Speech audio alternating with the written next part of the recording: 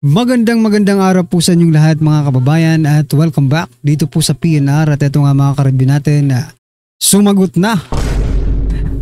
Hala tuluyang insertion sa Senado. Ayan mga kababayan, patungkol po rin ang ating aalamin at bibigyan ng reaksyon ngayong araw na ito.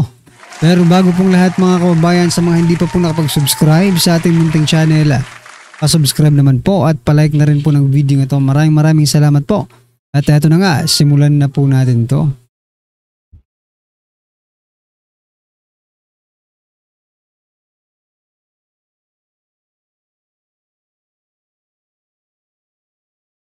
So yan mga kababayan, bago po natin muling i-play ang video ito, pasadahan po muna natin ang mga nagte-trending na mga balita dito po sa mundo ng social media at unahin na nga po natin to. Si Senate President Soto. May pinakabagong statement, pahayag si Senate President Soto. Lininaw niya na parte ng normal na proseso ang pagkakaroon ng budget insertions. Ayan Umamin si Soto na mayroon talagang insertions. Sa isinasagawang sesyon ng Senado, nilinaw ni Senate President Tito Soto na normal o mano ang budget insertion sa proseso ng pagpasa ng panukalang budget. Ayan mga kababayan mula sa bibig ng ating Senate President. Bakit pa naghihiring, di ba? Bakit pa kayo naghihiring kung parte naman pala ng pagpapasa ng budget ang insertion? Diba? Bakit pa kayo nag-iimbestiga dyan? Hayaan nyo na yan. Ipakurap nyo na lahat ng kaban ng bayan. No? Kasi parte naman pala. No? Sa pagpapasa ng budget ng ating bansa ay ang insertion. Nako po. Ano po inyong masasabi dyan mga ko? Parang sinabi na ni Soto na, sige. Sa 2026 budget, eto. Mag-insert na kayo na mag-insert. Aray ko po. Anyway mga kababayan, ito pa, pasadahan din po natin ang balitang ito. Nako, ito kapapasok lang, breaking news. Sabi po dito sa balita, breaking news, inirekomenda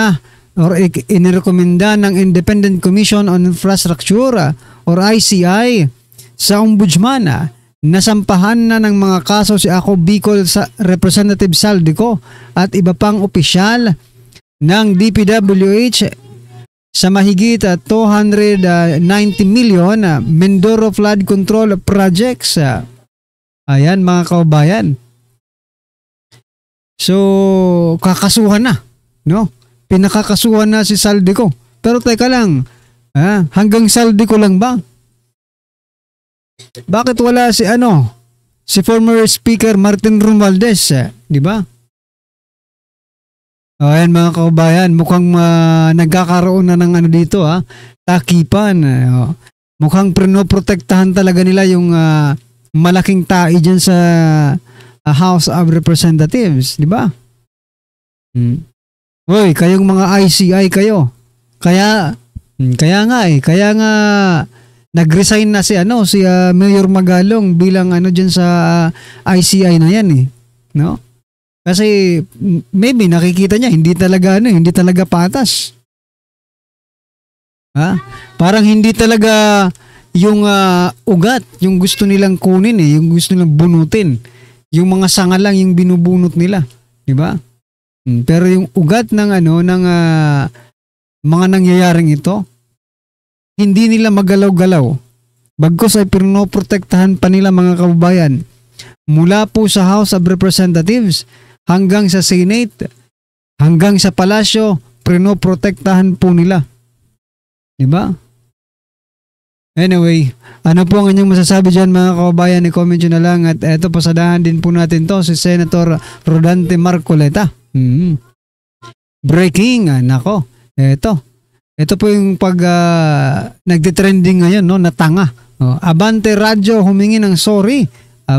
Naglabas ng opisyal na pahayag ang Abante Radyo matapos ang kontrobersyal na panayam kay Senator Rodante Marcoleta sa isang programa kung saan nauwi sa mainit na debate ang pagtatanong ng host na si Mario Dalisay kung saan nabansagan siyang tanga.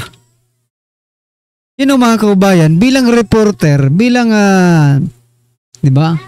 Bilang reporter, bilang mediator ka lang 'di ba?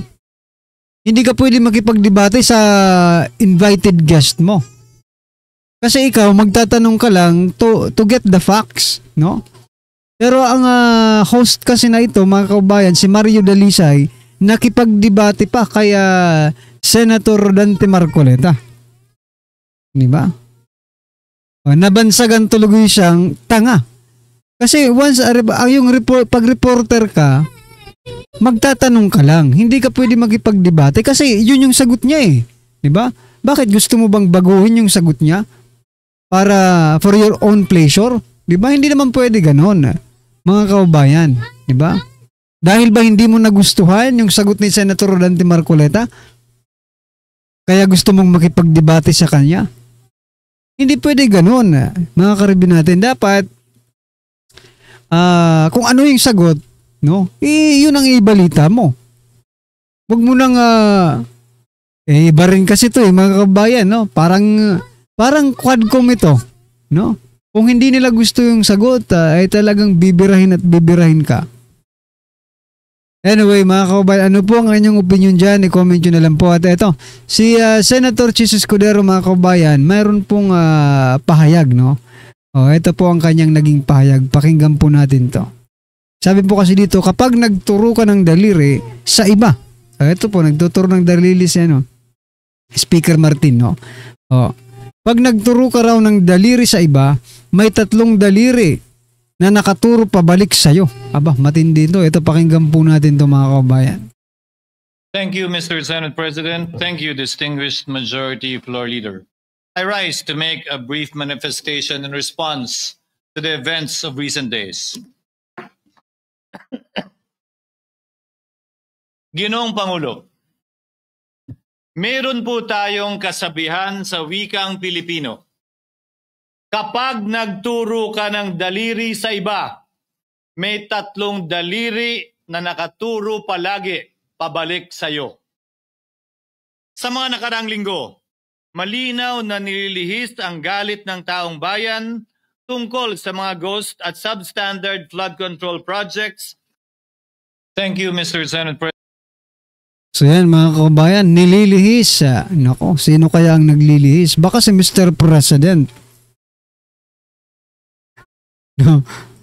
Baka yun ang nangyayari si Senate President Soto, si Senate President Pro Tempore Lacson. Yun ang ginagawa nila nililihis nila. Hindi lang sila, no? Eto nga 'di ba? Eto po yung nakakapagtaka. Bakit silang dalawa lang yung nagsasalita ng nagsasalita? Yung ibang mga senador hindi naman. 'Di ba? Pati sa House of Representatives, lihis na.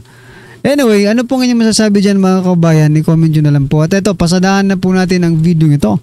Ito na po. Senator Dante Marcoleta, pasok.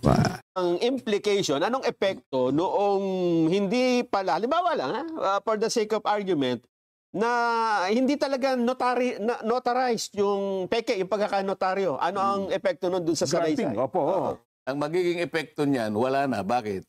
Kasi subsequent to that event, si Gutesa humarap sa komite. Sa mga tweet, kahit walang notaryo yun, hindi nawala yung saysay ng kanyang deklarasyon. Ibig sabihin, with or without that, nananatiling valido yung kanyang yung salaysay niya. Dahil nga, sa katotohanan, nasumumpa siya. Pagkatapos noon ay lumabas po, kagabi ata ito dyan no?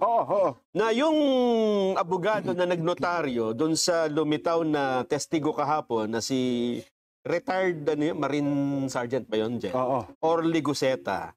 At sinasabi niya na ito Gutesa yata. Gutesa. Yes po. Notary Public Attorney Pechi Rose Espera, September 25, 2025 ay categorically deny notarizing, signing, or participating in the preparation of the said document, yung sworn statement affidavit daw po ni Goseta. The signature and notarial details attributed to me are falsified and unauthorized. Ibig sabihin, hindi daw po siya ang nag-notarize noong dokumento, nung sinumpang salaysay ni Gutesa, bagamat nandun yung kanyang pangalan. Kaya ang sabi niya rito, yan ay hindi totoong dokumento. Sen. Pero ano, Sen, bago yun, pwede bang bigyan nyo kami ng konting background? Paano ba napunta sa inyo si Gutesa? Kasi parang ang dating, witness nyo eh. Pwede ba natin doon simulan, Sen? Kasi parang witness ni Sen Dante Marcoleta. Parang Hindi, ganun po ang dating. narinig naman ninyo, buong Kapuluan, nakarinig Opo. ako'y tinawagan ng aking kaibigan. Kilala naman ninyo siya sa mga kaibigan ko, si Mike Defensor. Aha, okay po. Ayon sa kanyang paliwanag, itong naging witness na ito, matagal na niyang tinatangka na makausap niya ako. Lamang sa dami ng ginagawa natin dyan, hindi ko mapagbigyan talaga. Pero maliban doon, may mga iba pang mga personalidad Okay. na ginawang ko rin ng paraan na sana makontak din yung mga yon. Kaya lang, yung mga nauna ay hindi naman kaagad nagbigay ng pahayag na makikipagkita. Okay, opo. Ngayon, itong mga huling grupo na ito na nagsasabi, wala nga akong panahon sabi ko kay Mike Defensor. Lalo na ngayon, sabi ko, mag-aalas 2 na ng hapon, mamayang alas 3, sabi ko, umpisa ng aming session. Opo. Hindi kanya, siguro tingnan mo lang, kasi meron siyang pakikita sa yung parang draft ng kanyang salaysay. Tungkol saan? Tungkol sa pinag-uusapan nyo doon sa Blue Ribbon Committee. Ano po ito? Lunes po ito? Martes? O this week lang po ito? Yung The day before. kailan ba kami nagkaroon ng huling pagdinig? Thursday po kahapon. Yun po yung mula alas 9. Di Miyerkules yun. So Wednesday, a day before. Oo, kasi sabi ko, sige, nasaan ba kayo? Hindi, sabihin mo kung saan ka malapit para, andito ako sa Senado, merong lugar dyan yung Seascape. Alam ko yun, sabi niya. Kasi yun, 5 minuto lang. Mula sa Senado. Mula sa Senado. Kaya, siyempre, inconvenience ko naman ang aking inaalala para makabalik ka agad ako. Opo. So, tinignan ko yung, meron nga silang isang draft na pinakita sa akin. Ngayon, tinitingnan ko sa aking palagay, talaga baka akong sarili mong gawa yan. Kasi yung ibang mga pagkakatagalog kasi, pasensya na po kayo kanya, hindi po ako Tagalog, Bisaya po ako. Taga saan ka baka ako? Masbate. So, ang Masbate, Jen, Nelson, ay parte ng Bicol Region. Ngunit, ang salita doon, ang prevalent na salita is Bisaya. Opo, halo yung Bisaya at Bicol. Pero okay lang, sabi ko, naintindihan naman yan. Maliban lang yung spelling, pakicorrect nyo na kasi mga spelling naman, mali-mali. Yung iba, hindi naman marami. Yun lang ang nasabi ko. O sige ka ako, hindi ako magtatagal. Sabi ko, Mike, paki-assistin nyo na lamang siya na ma-finalize yan kung... Kasi drop lang So ito rin po yung si Orly. Si Master Sergeant Orly po. Nandun siya. Nandun naman si Mike at saka yung ibang mga kasama niya. Ang requirement ko lang, sabi ko, siyempre, pandagdag naman na kumpiyansa sa akin yun. Ipanotaryo nyo naman para hindi lang yung dinala nyo sa akin, walang notaryo. Bagamat alam ko naman na harap siya sa Blue Ribbon, hindi mo naman may iwasan na susumpa siya doon. At pagkasumpa niya, pababasa ko talaga yung nilalaman ng kanyang salaysay. At mula doon, pagtatatanungin na siya ng miyembro ng komite. Malinaw yun. Pero yung para sa akin lang na sarili kong nagustuhan, yung pagbigyan niya sa akin, notaryado. Para makatiyak kayo. Para makatiyak ko kasi siguro nung iwanan ko sila, mga 2:30 na siguro yon. May panahon pa naman silang kumuha o umanap ng magnunotaryo. Umalis na ako noon. Sabi ko, bago ko umalis, sige, kung talagang buo sa loob mo at talaga namang gusto mong ihayag yan sa publiko, bukas ka ako, ang oras ay alas 9 ng umaga. Siguro 8:30 para nandun ka na para makasiguro kang makapasok ka sa tamang oras. Yun po yung Webes. Yung Webes yun, no? Okay, opo. So, yun ang pinagtapusan. Ngayon, kung darating siya, di okay. Kung hindi siya darating, okay din Ay, sa hindi akin. nyo rin expect na pupunta. Abay, sinabi ko nga, kung talagang buo sa loob mo, hindi ba? Opo, Kung buo sa loob mo at tapat ka sa hangarin mo na mailahad mo yan, kasi nakalagay doon, ito po para sa bayan na lang, sabi niya eh. Binasa ko naman eh. O di, sa akin, kung darating ka, okay. Kung hindi ka dumating, wala namang nawala sa akin. Diba? Eh dumating. Ayun. O, tapos, pagdarating niya sa akin, ilang bang kopya ang dala mo? Opo. Meron po ako ritong 5 kopya. Ito pong 4, sabi niya, ay original. Opo. Okay? Asan ka ako yung hindi original? Ito pong huli. Binigay ko sa kanya yung huli. Yung Xerox copy, kinuha ko yung 4 na original. Kasi ang balak ko, kaya kinuha ko yung 4, pagka-introduce ko sa kanya, bibigyan ko na ng kopya yung chairman, si Senator Lacson. At saka yung si Senator SP Soto. At yung iba, siguro kung sino yung katabi ko, saka ako, 4. Opo. Kasi babasa ko na sa kanya eh. Para lahat kami, meron kaming kopya, lalong-lalo na yung chairman at saka yung Senate President. Ganun na nangyari. Ngayon, ang sabi nila ngayon, nabasa ko rin sa dyaryo eh, para bang kinotes ko daw yung... Kasi, kaya ko lang na binanggit na, teka muna, dahan-dahan kang magbasa. Ayun, opo. Dahan-dahan kang magbasa. Kung ano yung nakasulat, huwag mong lalakta. Parang kasi meron kang hindi nababasa.